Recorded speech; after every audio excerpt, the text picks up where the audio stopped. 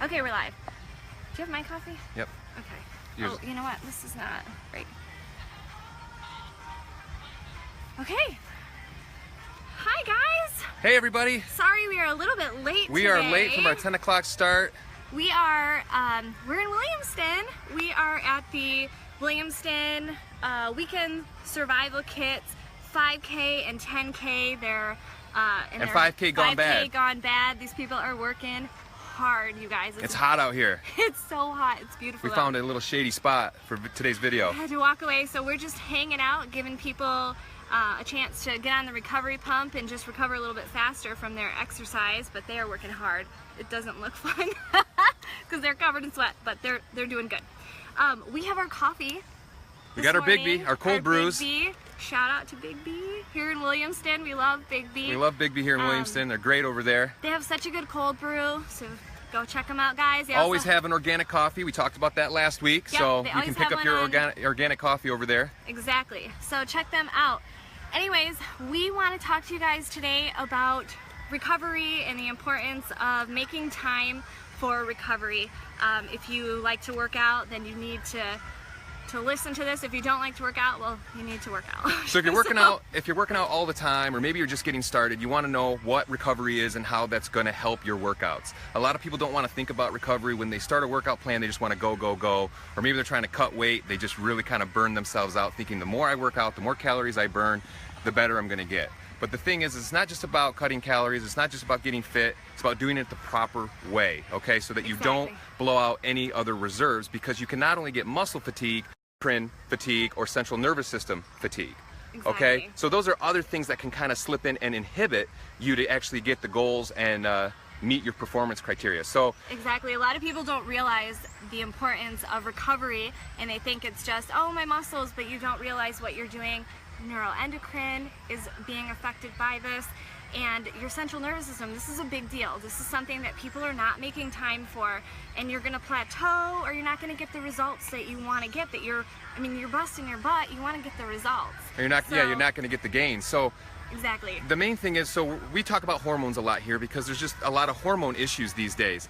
Now, if you're working out because you're trying to reduce your stress, and you're trying to sleep better and all these things, and people say, well, exercise more, work on your nutrition more. Well, how do you fit that in? Well, the main way is you're going to do 4 days of high intensity training, okay? And you're going to space those 4 days out with an active recovery rest day in between, okay? Now, active recovery doesn't mean, or rest day doesn't mean no exercise. It means you can do active recovery. You can do a less intense workout. You can swim, you can jog, you could cycle or spin. You can find plyometrics, you can find other workout strategies, yoga. Those are your days that you're going to want to implement those active recovery techniques to help benefit those muscle stores, those fuel stores, and get stuff flushed out of the body in a better way. Exactly. Go ahead. So a lot of people don't realize that when you work out too hard, it becomes a stress on the body, which causes your body to release more cortisol. So you're just pumping it out all the time, and you're in a chronic state of stress. And so your body is not going to start making more muscle. It's going to just forget all that. It's just constantly stressed out. So you're screwing up all your hormones once again. So you're doing more harm than you are good.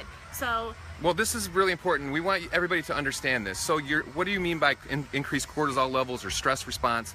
You have to understand that when your cortisol goes up, it's going to inhibit testosterone production. If your body is in a chronic stress state, your body kind of goes into fight or flight, okay? So if you're working out too much, too intense, you're not properly recovering, your stress levels are going to go up.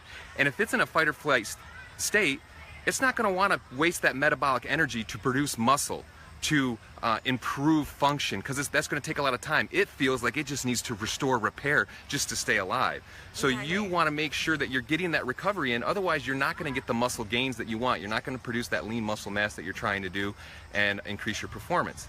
So one tool that's really kind of easy to do is, everybody's in the Fitbit age this way. Of course, you can do it without a Fitbit, but check your heart rate in the morning. Check your body temperature in the morning.